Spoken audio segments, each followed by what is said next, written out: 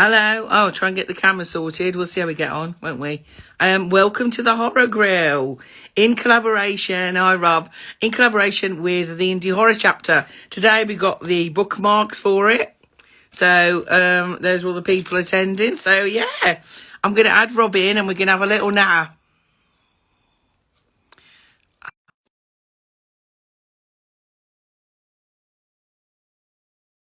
New to me, so but yes, I'll be downloading this and adding it to my YouTube later. So yeah. Hello, Rob. Oh, you all right? Yes, thank you. You okay? Yeah, good, thank I'm going you. to You try hear it me without my okay? glasses and we'll see how we get on. Yeah. You hear me all right? Yeah, I can hear you fine, darling. You've been at work today? Yeah, yeah, just working. I got on your recommendation, I got a little tripod to hold my phone. And It I, seems to work better. I don't know what if you have it on a tripod and plugged in yeah, on Instagram, it just seems to work. I don't know why. yeah, I mean, But anyway, let me introduce you. This is Rob Ulitski. He's an indie horror author. He very kindly sent me a copy of every one of his books. I have oh, bless all of you. these on Kindle. So this is fantastic. So Oh, his current release is backwards, and I don't know how to turn my camera around. I'm so sorry. We met in the forums. mhm. I loved this book, Rob. Oh, Um, thank you. I love the whole dark web, the kind of paranoia, the conspiracy, and you're renowned, I suppose, really for body horror. Is that Yeah, the genre you've always enjoyed yourself, or is that something you I think like to so. write about? So I think this book in particular, it's married kind of two of my loves, body horror, which is kind of present through all three of the books and my short stories, which are kind of on Godless.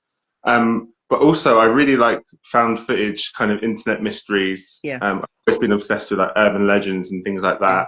that. So I really think it's kind of the marriage of both of those things. But body horror is definitely one of the things that really inspires my work, I think. This is fabulous. It feels fetid. Do you know, it Uh, feels kind of yeah, rotting. yeah, And thank you. he's set in and around Portsmouth, which of course where my late husband comes from, is where you live. Yeah, Um, and that was wonderful to me because I know so many of the settings. So it yeah, was you kind can of kind of like I was picture like, everything. it gave you a picture in your Yeah, head, you know. yeah. But what I loved about this was that exploration of the deep web and the kind of, you know, the real horror. This in this, the horror is you're not sure where he's coming from, but a lot of the horror is human, isn't it? Yeah, I mean, I think that's the interesting thing with horror is that obviously you can have all manner of kind of creepy things happening, like Yeah, monsters, killer cats, which which we've been down the road before. But a lot of the time, it's the human element which really is kind of the more scary thing. And if you kind of let some of your boundaries down, or let some of society's boundaries down, what do we do as people? Kind of yeah, what we kind of let out, and what do we think we can get away with? I think that was definitely one of the themes of this book. yeah. I think it's an excellent book. You should all get it. It's on Kindle and in physical form. I have to say, the first thing I ever read by you was your short story collection, Fleshed Yeah. Out, which I think I arced for you. I think I can't remember. It's a while back now. Mm. And but the one story on there, Carnage, I think it's called, the one on the motorway, This way one, yeah, that yeah, yeah. lives rent free Oh, in really? my head. That story. It was Um, so much fun to write that one. I think, again, coming back to the human element, it's like if you were really just wanted to kind of go into a rage, if you were already a little bit kind of, the character is kind of disturbed anyway. And it's that one thing that makes him snap all the way and he's like, right. And it just kind of, I mean, I won't spoil it all, but it really devolves into like this motorway kind of pile up and just this insane kind of set piece from there. Um, And that, I think when I decided to write the short stories, because they're all body horror, obviously fleshed yeah. out. When I decided to write those stories, that was the one that I knew had to be in there. Because I don't think I've discussed it anywhere before. But all of the short stories there were once, or still kind of are, film scripts. So they were all Oh short right. films that I've kind of collected along the way on my journey. And I was like, I really want to do something with these. I decided to move into fiction, and then I was like, right, they're all now going to be in fiction form. so that I can kind of get the stories out there. And that was one of my favourites in script version and in fiction. It's absolutely brilliant, and a lot of these stories are linked, aren't they? This is look at the cover. How fantastic is that, by the way? They're all kind of linked with this kind of, is it Jenny Tex? Is it Jenny Tex? Oh no, it's all linked with the corporation, right? Lifelong. Yeah. Jenny Tex is the cows, isn't it? Yeah. There's always some weird things. It is brilliant. This book is still the most fun I've had with horror while feeling very nauseated. So I think that's a great advertisement myself. Yeah, I do as well. Because you can chuckle and think, ugh. That's going to be a pull quote now. Thank you. But yeah, absolutely brilliant. So tell us a bit about yourself, Rob. I mean, you said there were film scripts, so did originally you want to go into film? Is that what you wanted to do originally? So I trained in filmmaking. I was on my first film set very young, when I was 13. Just kind of local films. I've always been really just interested in horror. And for me, so I was moving into film, but it was only because I loved horror films. I've moved into fiction, but it's really only because I just want to be able to tell stories across kind of formats. Yeah. So I grew up, I went to uni, did film production, worked on sets. I was a producer for a little while for like music videos and things. Oh, wow. Which is nice. It sounds so much more so much more glamorous than it is, I think. But it definitely really teaches you how to put a project together and how to just kind of structure things. And I've moved a lot into fiction. I started in, I think it was only 2019, 2020, kind of with the pandemic. Oh, pandemic, yeah. Fleshed Out was the first thing I ever wrote fiction-wise. I'd never written even a short story before. That question. And so now I think one of the good things is I've had all these ideas with films, but filmmaking is a very expensive kind of endeavor. It's very hard to get funding. I've got all these stories, I've got all these ideas, and I can't just let them kind of live as scripts. Do you know what I mean? I can't just let them die in my door. Yeah, because that's what I mean. I've got so many ideas, and I think I had to get them out. So I moved into fiction. I tried a couple of short stories, and I was like, right, I'm going to start small. I'm going to do a collection of short stories, and then from there on, I've moved up slightly, kind of in size each time. I did short stories, and I did High Stakes, which is kind of a short novel, and then We Met in the Forums. Now is kind of a bit longer. So I've kind of it's been two separate paths, but they're coming back together now. I think there's some opportunities on the horizon. Fingers crossed. So a series is next then. Horror series now. I think there should be more horror series. It's quite a rare thing. You don't see it very often. No. But I would love, like you have in the fantasy genre, a horror trilogy. Do you know what I mean? And that's the thing. It works so well in all genres. I think off the top of my head, the only author I can think of in horror doing the series is Boris Bassik. He's had his zombie series. He's done an interconnected series of kind of monsters and things like that, or like spooky houses. And I think in horror, there's the opportunity to maybe do that, is have a series that's kind of interconnected, maybe like the same world, same things going on, but obviously each book is also a standalone. So I think there's definitely, it's ripe for some series, I think. I know Alan Shivers as well, as his first, his debut was a trilogy. That's a trilogy, yeah. European Horse, but it is a slasher that kind of, it's in the same world and it runs one onto the other, as opposed to being a series in the same universe, if you know what I mean. Yeah. I love Boris's books as well. Absolutely. And they're both really great people as well, which is nice. It's nice to have that community here. We're very lucky, I think. I mean, you hear such horror stories, don't you? But without exception, I found the indie horror community to be incredible. Considering these people write, like yourself, write the most horrific things, that actually they tend to be, without exception, really lovely, kind people. I think they get all that stuff out of their head that it just you get it out of kind, you know. I think it's an interesting therapy for us, I think, sometimes. But that's it. I mean, it's I get people all the time and they're like, "You're so nice, how'd you write horror?" I'm just like, it's my mind's built that way. I I get think it I the would, same way. yeah. Why do you read horror? You're so lovely. Why do you read So horror? I And think, I'm like, yeah, horror's often vilified, isn't it? But actually, it's a very safe space to I think, explore things you're frightened of, yeah, um, and kind of and to kind of go. We've all got a dark side, so it's kind of it's a safe way of doing that. It's a healthy way, I think, myself. I think so as well. And I do know some people from like the Books of Horror Facebook group when they've written about it before. It's a way to help them um, come to terms with things. Sometimes I think if there's a certain trauma or something that they've had, it can be I lose the word, but it can be like a good Cathartic. cathartic. That's the one. Yeah, Look at and me it can be coming cathartic. up with a word at 6 o'clock at night. I like that. Yeah. So it is interesting. I think there's just so many good stories out there, and so many good authors in our community. Yeah, there I'm is. It's always excellent. Now, you were actually going to be a guest, weren't you, at the Indie Horror chapter? But yeah. you sadly can't make it this Family time. thing that's come up, so it's really unfortunate. But I'm very excited. I'm not sure how much. Obviously, are we allowed to say anything about it at the moment? Is it still Oh, under wraps? I think. oh no, we can Yeah. say anything about it now. It's if you're not sure what that is, my friends do a little watching. That the Indie Horror chapter was something that we came up with, myself and Trish Mhm. and Phil Baker and Jim Oddy, who are indie authors, to do an event that was specifically to promote UK and Irish, because we can't ignore it, indie horror, because there were so many conventions for it in the States and there wasn't really anything specifically in this country. Yeah. It's called the Indie Horror chapter because each one is going to be a chapter. So chapter 1 is in Birmingham on the Mhm. 24th of August at the Night Owl. I think there's 20 authors It's attending. a really good selection, isn't It's there? And going to be fantastic. I'll be there. I'm so glad to be missing it.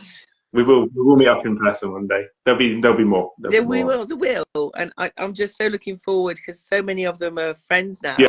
I'm so looking forward to meeting them in the flesh. Yeah. So there'll be lots of hugging, no doubt. We'll all go down with COVID a week later, no doubt. Sure. It's going to be such fun.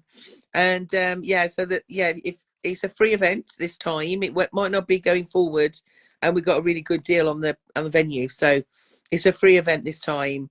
But yeah, so all the authors will be there. There'll be author panels, readings. There's a quiz. Yeah. I'll be wandering around vlogging you. Okay. So prepare I'm going yourselves. to catch up on all the vlogs and just get real kind of FOMO, I think. Yeah. I know we were hoping to do another one, a chapter 2 in November, but I'm not sure if that's going ahead. If not, it'll be next. We'll do one early next spring. Yeah, And it'll move around the country. that'd be the good So, thing. Everyone will be able to kind of come and visit, won't they? yeah, absolutely. It'll be nice for people at different times. So I think that's really good. And we do need an event. We need events like that because there are people that want to kind of meet up, and you want to meet up with your author friends as well. It's a bit difficult. We're all spotted around the country. I used to, like you said, you were in music videos. I was a session musician, Right. and I thought rock stars were chaotic till I worked with authors. Yeah.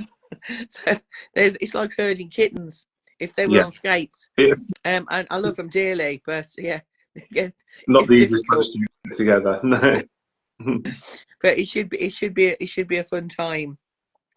So you publish independently, Rob? Do you? You're completely independent?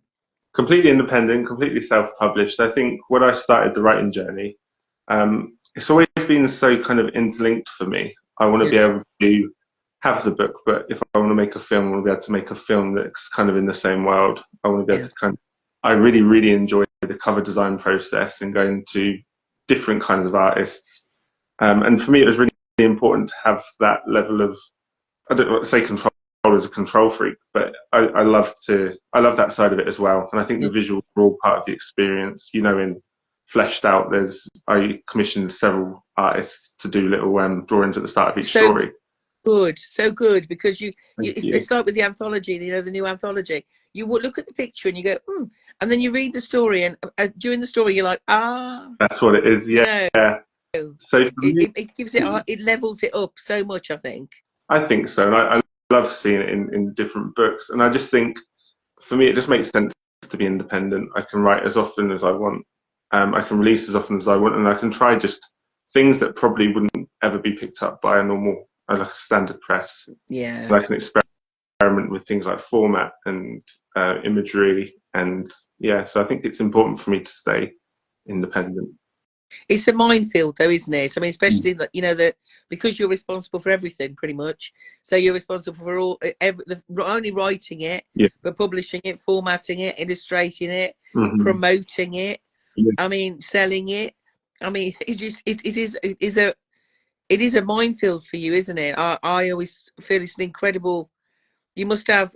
I don't know, you must be very organised, which is not something I've seen, but supposedly. You must be very organised to be able to do all that. I think so. I think it's kind of controlled chaos. I think as long as you have it in your head that you're doing these things around a release, then you can kind of juggle them. So you know that you're in writing mode for a certain amount of time. And then after that, you kind of promote. And I think you really have to learn the business side of it if you want to self-publish. Yeah. Facebook ads, you have to know marketing, social media and things. And people do get a little bit put off by that. I certainly did with things like TikTok. But then when I embraced it and I said, actually, I'm just going to give it a go, I found that now that's my most popular platform. That's where I kind of meet everyone. I mean, I find the majority of the advice I get asked for is social media, because a lot of, we're the same, aren't we? Books of Horror, of course, which is where we all kind of met. Yeah, pretty much. It's all on Facebook, and a lot of users of Instagram, certainly, and TikTok, they don't use Facebook. It's old-fashioned. They don't use it, so it's very difficult for them. I mean, TikTok's my main, or BookTok is my main platform. To be honest, I'm fairly new to Instagram. I have a YouTube channel as well, but Facebook is the one I use least. Yeah, you have to have that presence on several. And there's ways to manage it where you can kind of cross-post certain videos to certain platforms and things. But they are different beasts that you have to learn and you have to put time into understanding. But it's fun. I think I really, really enjoy the different platforms, and I have people, as you say, who will only be on the one. Yeah. So I try and make as much content as I can to kind of stay active on all of those. And it's very difficult, you know, when you record these kind of live things. You can't. I can obviously put this on Facebook and YouTube, but I can't put it on TikTok. I can only do highlights because they won't let me, because it's a completely different beast. And you know, switching from like this way to that way. And, you know, I enjoy it. I absolutely love it. I block film, and I love talking about books. Yeah, it gives me incredible joy to talk about books. So, and that's it. And you discover these people, like these friends that you just never would have otherwise. I think you have to put yourself out there. It's a little bit scary, definitely. But then there's this community, and it just keeps growing. The more platforms you're on, the more things you discover, and you just keep meeting people, and it's lovely. So I really enjoy that side of it. And I have to say, you know, the last few months, the book community has been remarkable. So loving and supportive. It's been overwhelmingly kind for me. Yeah. And so I'm very, very grateful. So I've had a few questions. People have DM'd me questions. Are you ready? I'm going to take a sip of my drink. Go on then. Yeah. Let's have a sip. What inspires your storytelling? Where do you get your ideas from? I think particularly with body horror, I've always been quite anxious about health. I've always been quite, I have a very active imagination when it comes to things that can go wrong with your body. There's a lot. Yeah. And then I think about that, and then it kind of spirals from there, to be honest. I think I certainly lie on the more absurd, kind of weirder side of horror, as opposed to like splatterpunk and things like that, which are potentially more graphic and more kind of based in reality a lot of the time. For me, I'd love the what ifs, and I think obviously everyday things inspire me. But I think, what if this could happen, or this is cool? What if, I don't know, I was a really angry person driving my car down the road, and my girlfriend just kind of cheated on me, and I was going to just end it all. Do you know what I mean? So things like that. I ask what if, and I ask what is an interesting kind of weird, absurd spin on this, and that's kind of what inspires me. But obviously all the normal things too, like other books. I read an awful lot out of the genre, especially. Me too. And I think that really helps kind of widen your view, and it makes sure that you're not just kind of stuck in one mind frame. And all the other things, films, so everyday things, but with an absurd twist. I mean, I have to say, I think your most recent one, Met in the Forums, is very grounded in reality, because actually it feels very kind of precedent, doesn't it? That could actually happen, actually. I think that's So, I mean, it's taken to an extreme, certainly, but yeah, there's the absurd twist. the actual, what how they actually find each other, those things that happen online, and what actually happens later. Those are all potentially things that could actually happen. Yeah, and I think certainly like the internet is an endless kind of well of inspiration. Yeah. Just how people connect on it, all of the conspiracy theories, all of the kind of old web pages that no longer work. Yeah, and it's just, it's just so much that you can do with all of that. And I think I have a lucky thing where I always have a lot of ideas in my head, so it's kind of write it down, focus on what I'm doing now, and we can go back to it. Because I think once you're in that mind frame of everything can be a story, it kind of does become, and you have to kind of like, right, settle down, do what you're doing now, and we can come back to some more. Yeah, there's a lot of weirdness in the world. Let's not be, let's see what people. So, hello, Melina. Hi, Kat. Kirst Clark. Aaron, hello, Aaron. Hello, darling. She says she loves the book. Somebody likes my hair. Thank you, Katie. That's really kind. Hello, everyone. Yes, thank you. Hello, Jeff. So, he's one of my friends. Yeah. Kirst Clark also writes as T.C. Griffin. He has a short story out on Godless. I've heard of that. Is that the one with? Is that the one with the? Is it something called Salt? I don't think it's called Salt. You can write in the chat quickly. Yeah, tell me what it is, because I've got a feeling I've got that on my Kindle. I recognise the name. Yeah. It's not going to get a new story, but I know that he's working on some really exciting stuff. So definitely someone to keep an eye out on as well. Oh, that's useful to know. So, have you always, have you always enjoyed horror? I mean, you obviously read horror yourself.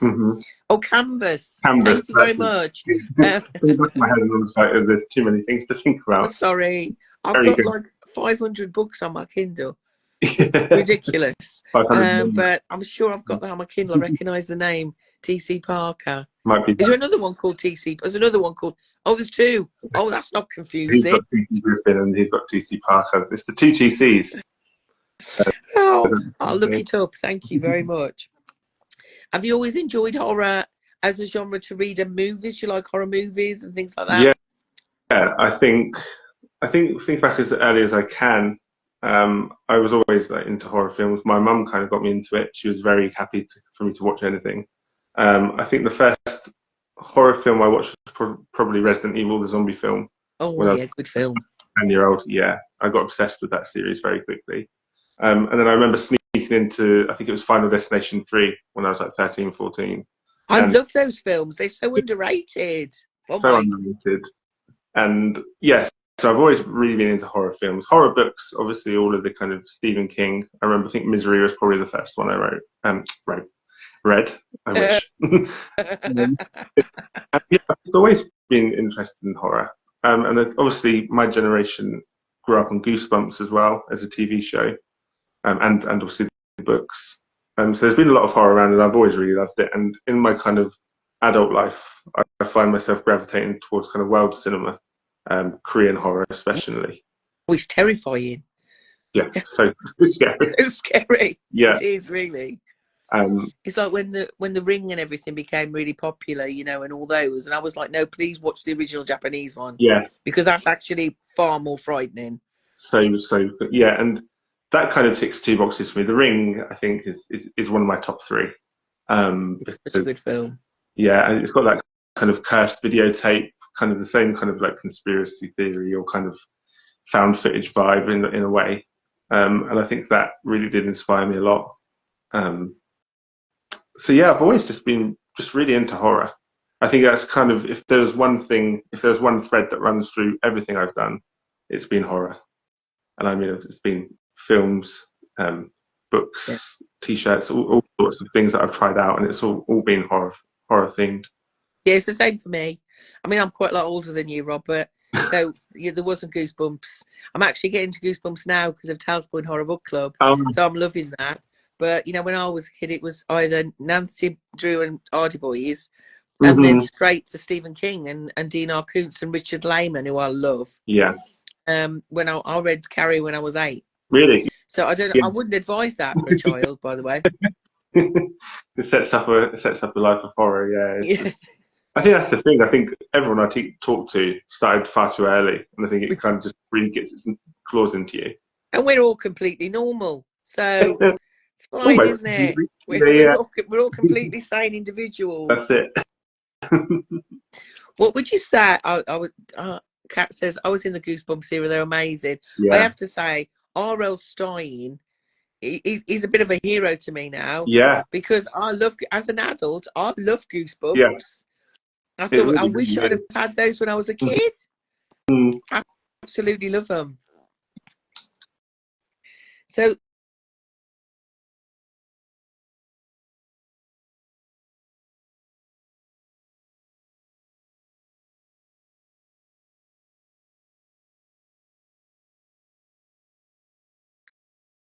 hello. Oh, there you are. Sorry, we had a little break then, didn't we? Yeah, the internet decided to take a breath. Yeah. Right. That's okay. We're talking a lot. It needs to catch up for us. What would you say is the best thing about being a writer? That's a hard question, isn't it? That is a really hard question. I think it's the freedom to tell stories and to kind of, in your head at least, live different lives that you kind of couldn't live.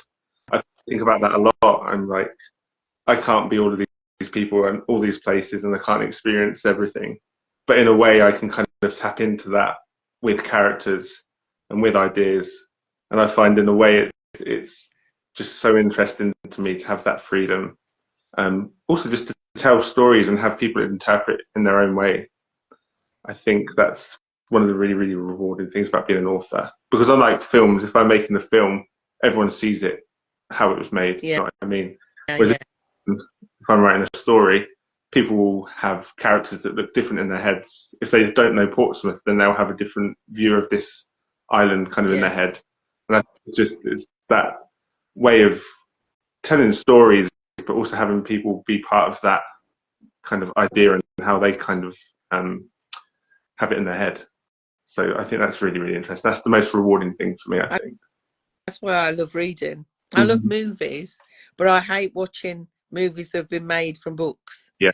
Because they're never going to be what I've imagined in my head. Even with the best one in the world, they're just never going to be as good as when I read them. So, you know, it's like living a million. It's a similar thing for a reader, isn't it? You live a million lives. Yeah. Do you know what I mean? You put yourself in the position of the people you're reading about. Yeah. And you think, how would I react in that situation? Exactly. I certainly wouldn't be running down the street in my bra screaming. Do you know what I mean? Yeah. But it is that kind of safe way as well, I suppose, to experience things that would just be completely horrifying in real life. Yeah, they would. That you'd never be a part of, but it's kind of a fun little exciting thing to be in that for a couple of days. Is there any particular genre of horror you prefer, or do you like all of it? Or obviously body horror is what you kind of specialise in. I'm assuming you'll try others as time goes on with your books, but I think so. I think body horror is definitely a big one. Found footage, I guess, maybe isn't quite a subgenre yet, but it kind of, I really, really do love that different way of reading, like having like blog posts or, I don't know, text messages, things like that. So the more kind of the multimedia aspect, I really enjoyed reading that too. And so I'd say maybe even just like experimental horror. Yeah. I like to see things go a little bit different. So obviously the subgenres body horror and zombies are the two that I really, really enjoy. I think quite like apocalyptic. But in terms of how I consume things, I really love to see books that challenge me, or they've done something experimental, or they tell it in a different way. Yeah. For me, I think horror just keeps growing and growing and growing. And there's so many good ideas and so many ways to tell a story now. I think it's just endlessly exciting to see what people can kind of do with it that way. told me the other day, which made me laugh, that there's the new genre of horror is cozy horror, and I'm Yeah, like, like Darcy Coates kind of horror. Like a cozy horror, it's and not that quite, seems yeah, like that seems kind of complete misnomer in itself, doesn't it? I yeah, mean, because horror's supposed to make you fit. For me, horror needs to make me feel something. Well, any book needs to yeah. make me feel something, but horror needs to make me feel something. So I need to feel uncomfortable or disgusted or a bit, it's a bit kind of, you know what I mean?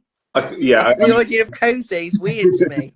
I don't think I'm going to be transitioning into cozy horror anytime soon. I get it. I think it's kind of like cozy places, so kind of like haunted houses, apparently cozy horror. Holiday horror. I know Darcy Coates is one author who's kind of one of the main kind of cozy horror authors. And I think it is that kind of, it's hard to explain, maybe like more nostalgic kind of Right. traditional horror. But yeah, cozy, I'm not sure is the term. See, Darcy, I mean, I've read a couple of Darcy Coates, and actually, yeah, I kind of get it. She uses the haunted house trope, but it's not particularly frightening. It's chilling and it's creepy, and she gets good atmosphere, but it's not frightening. So perhaps that's what they mean. But the first one I ever read of hers was a deep sea horror, which was truly Yeah. frightening. So I'm a bit confused by it, really. Like Yeah. cottagecore horror. I don't know even what that means. No Is idea. there flowers involved? I don't know, really. Yeah, we'll find out. Maybe it'll grow bigger and we can kind of get like a nice definition for it. Yeah, maybe something like that. I don't really know, really. Yeah. I mean, movies wise, I find it's quite rare to find a film that scares me anymore. I think it's difficult to find something that I haven't already seen done it's the same way. Yeah. Oh, Kat said this. Sinister, chilling, classic horror. Yeah. That makes sense. Yeah. Yeah. I mean, my favourite genre of horror. If I had to pick a favourite genre of horror, it would be gothic horror. Yeah. Especially Edwardian and Victorian classic gothic horror is my comfort read. Yeah. And some of those are really quite terrifying. But there's the comfort in being like terrified in a way that you know you're going to be terrified, isn't there? I'm not a fan of extreme splatterpunk. It's not that I find it. I just don't want to be that disgusted. Yeah. Do you know what I mean? Yeah, it's the one. I'm not huge on it. I think I do read some. I think it's good to read around, and if there's a concept that I really really like, if the story's good, yeah, I do often just veer into the more kind of unusual, dark kind of places. I'm not sure if you've read Negative Space by B.I. Yeager. I've actually got it on my Kindle. Yeah, that is it good? It people either really really love it or hate it. I was like, one of them. Passion. And it made me just, my head was like for days. I just kept thinking about it for days and days, and I was like, oh, that's something that's really just burrowed into my head now. And I think that's just nice because that's kind of experimental and maybe like a bit slow at points, but just completely terrifying. I love things like, I love books that do that. Yeah. That kind of worm into your brain. Like that story of yours that wormed into my brain that I can, I can even I can visualize it if I think about it. Yeah. Do you know what I mean? Thank you. It's just stuck there.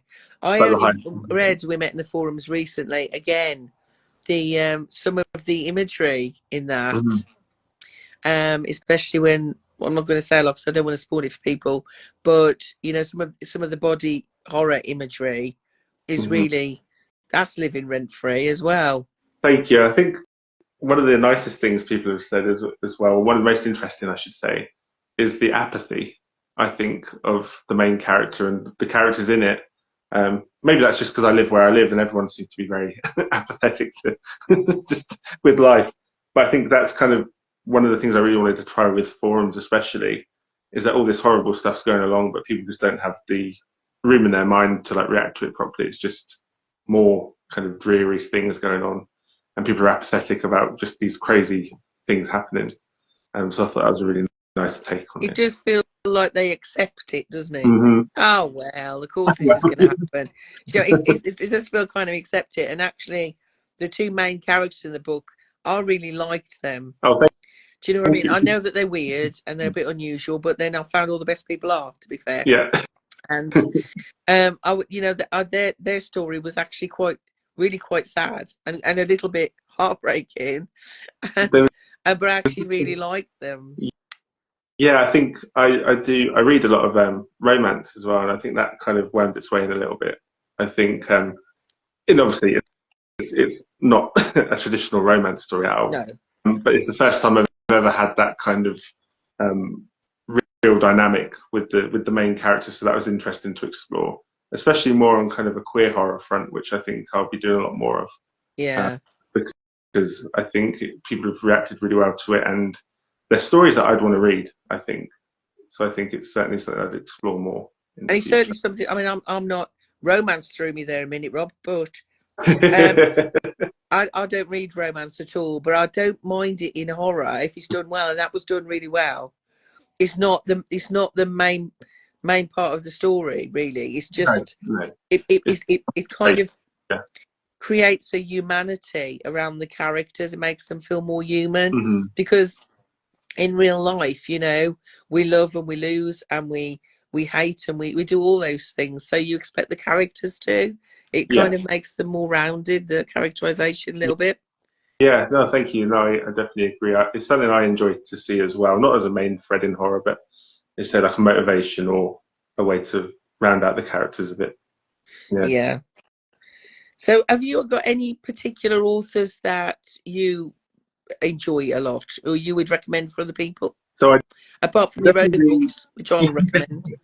Thank you. I'd definitely say Negative Space is probably the one book. I've only read that one book from B.I. Yeager, but I think it's a must read. I really enjoy things like it's more kind of manga horror, but Junji Ito is very body focused, but obviously it's more manga read. I'm trying to think of some others that I've been reading.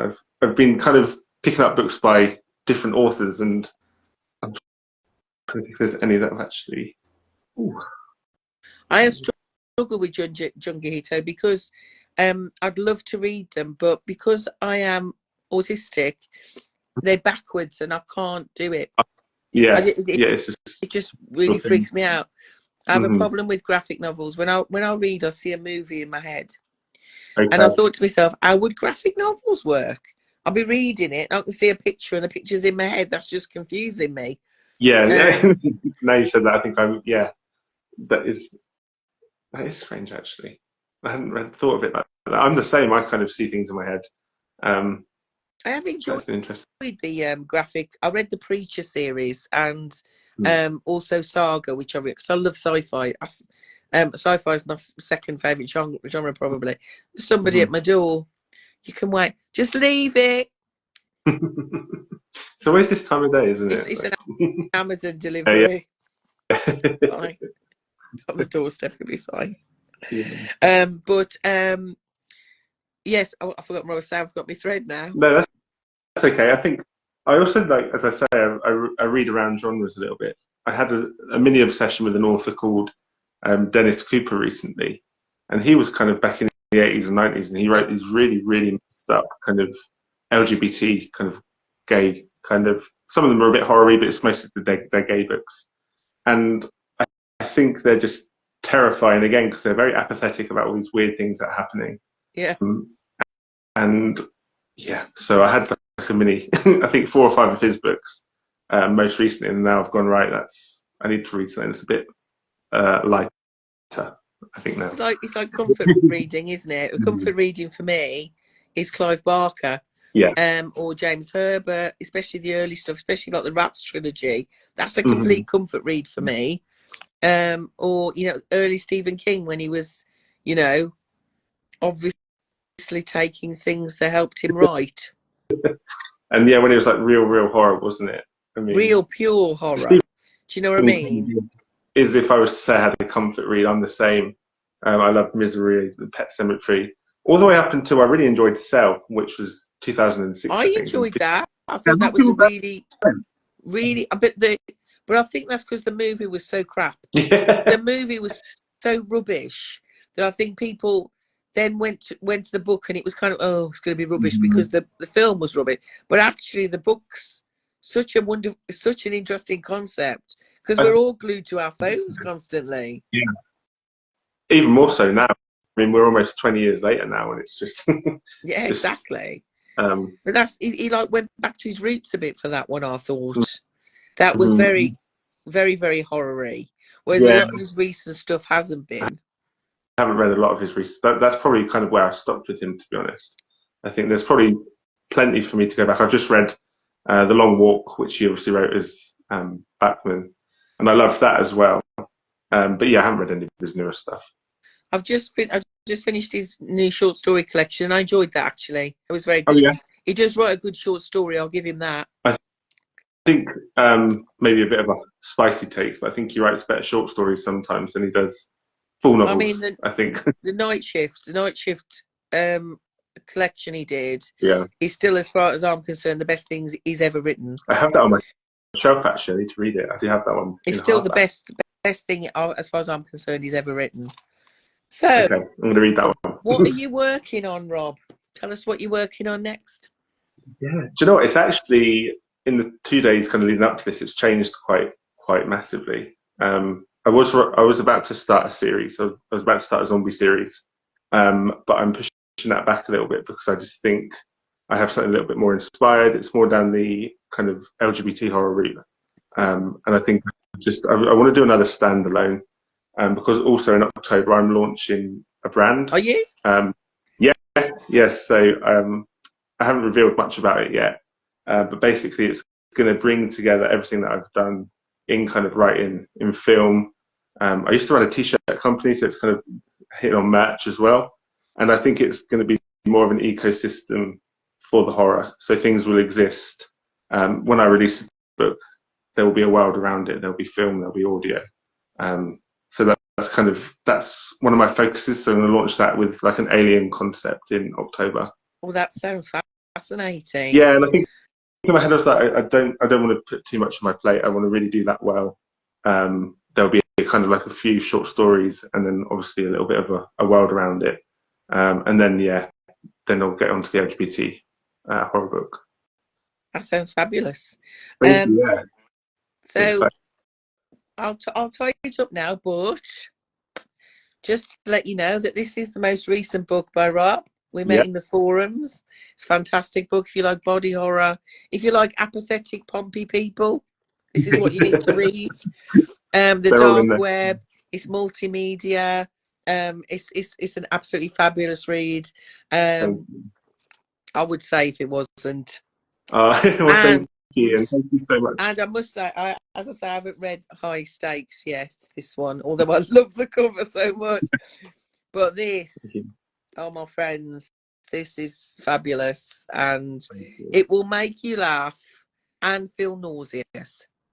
So it's a perfect combination. And when you read Carnage, come back to me and we'll have a talk. All right? Yes. Oh, thank you so much for having me. This has been so fun. It's my first live ever. So. Oh, really? It's my first. I've done a few on YouTube, but I've never done one on Instagram before. But yeah, I hope I've made you comfortable. I tried to. I don't like the word interview. It's like I'm interviewing for a job. It's just weird. I just like to have a chat. Bit of a chat. Yeah. Thank you. I'll be tuning into the rest of them as well. Because when's your next one? Is it Friday? Friday? So Friday one is at 10 a.m. because it's with Mark Taus. And of course, Mark is in Australia. So to get the time in, sadly, it's going to be 10 o'clock in the morning. So I'm looking forward to speaking to Mark. He's also a very good friend. And so we're going to have a good natter and all. So he's an Aussie.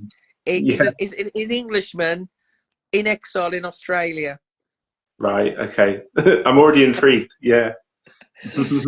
Well, you have a beautiful night, my loves. Thank you, everybody. Thank you, Melina. Thank you, everybody in the chat. I will be downloading this and putting it onto my YouTube as soon as possible. But you take care of yourselves, my love. Right. Bye, Rob. Thank you. Thank you. Bye. Bye.